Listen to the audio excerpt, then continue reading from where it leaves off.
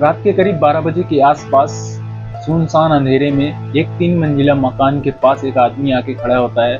तभी उस मकान का गेट खुलता है और गेट खुलने के बाद एक औरत आती है उस गेट के पास और उस आदमी को अंदर ले लेती है। फिर उसी मकान से सुबह पुलिस को कॉल जाता है और पुलिस के पास यह बताया जाता है कि सर मेरे पति सुसाइड कर लिए हैं और सुसाइड करने से पहले उसने मेरे बच्चे को भी मार दिया है। तभी पुलिस आती है और इस मामले की छानबीन करती है और वो उस औरत को भी पकड़ के लेके जाती है पूछताछ के लिए। इस कहानी में अंत तक बने रहिए, देखिए क्या होता है, कैसे एक औरत ने अपने प्रेमी के साथ मिलकर अपने पति की हत्या की और बेटे के साथ क्या कुछ हुआ इस वीडियो में आप जानेंगे। मैं हूं नफीस अहमद और आप देख रहे हैं रेड क्राइम स्टोरी।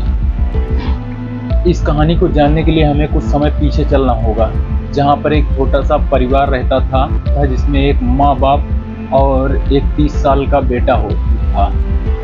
इस कहानी को जानने के लिए हमें थोड़ा पीछे चलना होगा, बेंगलुरु के चिक्काबारा इलाके में, जहां पर एक छोटा सा परिवार रहता था। एक छोटा सा परिवार रहता था जिसमें एक माँ बाप और 30 साल का बेटा रहता था। बेटे का नाम अभिनंदन बताया जाता है जो कि 30 साल का एक करोड़पति बिजनेसमैन था। माँ बाप उसकी शादी करते हैं, उसकी शादी के लिए एक लड़की देखते हैं जिसका नाम हिरनी होता है। हिरनी से उसकी शादी कर दिया जाता है। धीरे धीरे कुछ समय बीतता है, तभी उसके माता पिता का अंत हो जाता है। किसी कारण उसकी माता पिता का मृत्यु हो जाती है। फिर कुछ समय ये सिलसिला चलता रहता है। फिर वो कुछ समय बाद उनको एक बेटा होता है जिसका नाम वो लोग यदुवीर रखते हैं।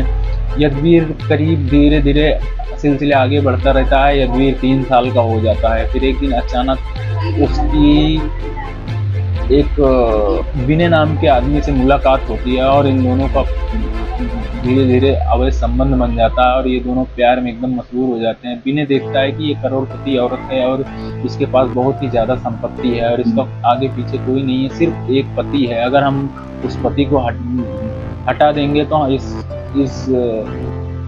इस सारी संपत्ति का शायद मैं मालिक बन जाऊंगा। यही सोचकर विनय ने उस औरत को अपने जाल में फंसाया है और उसके बाद उसके साथ बहुत ही घिनौना कृत्य किया। उसके साथ बातचीत की, कुछ समय ऐसे ही बीतता रहा। फिर एक दिन अचानक से उस औरत अपने विनय को राजी करती है कि हम लोग इसे हटा दें, उसके बाद हमारे रास्ते का कांटा हट जाएगा, फिर हम लोग उसके साथ रहेंगे।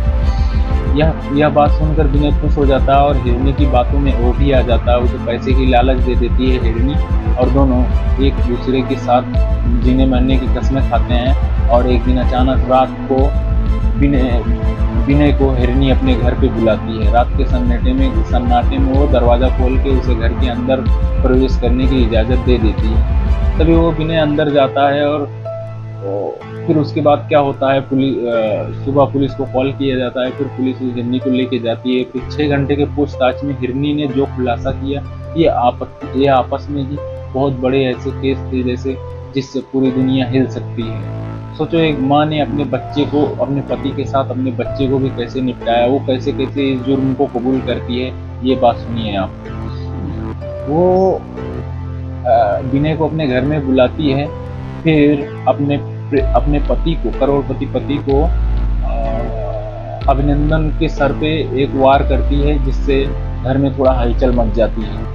तभी वो उसका 3 साल का बेटा उठकर बैठ जाता है और वो जो देखता है उसकी आंखें खुली की खुली ही रह जाती है। वो देखता है कि उसकी माँ और एक आदमी मिलकर उसके पिताजी को, उसके बाप को मार रहे हैं। यह देखकर वो बहुत ही अचंभित हो जाता है। तभी वो लोग अभिनंदन को मारने के बाद सोचते हैं कि अभी इस बेटे को क्या करें। तभी उसकी बीवी कहती है, तभी वो औरत कहती है कि इसे भी मार दो, नहीं तो हम लोग पकड़े जाएंगे। यह बात सुनकर दोनों को जरा सा भी अजीब नहीं लगा और बेटे के मुंह पर तकिया रखकर जो किए होंगे वो आप लोग भी जान सकते हैं। सोचो, ये दुनिया का एक सबसे पवित्र रिश्ता माना जाता है माँ और बच्चों का, वो भी यहाँ पर शर्मनाक होते हुए देखा गया। आजकल हमारे समाज में क्या हो रहा है, अब बस इस कहानी को यहीं पर एंड करते हैं। मिलते हैं अगली वीडियो में। आपके हिसाब से इनको कौन सी सज़ा होनी चाहिए? अभी ये दोनों जेल में हैं, क्या इनको फांसी होना चाहिए, क्या होना चाहिए इनके साथ, कमेंट में ज़रूर बताएं। मिलते हैं अगली वीडियो में, तब तक के लिए जय हिंद।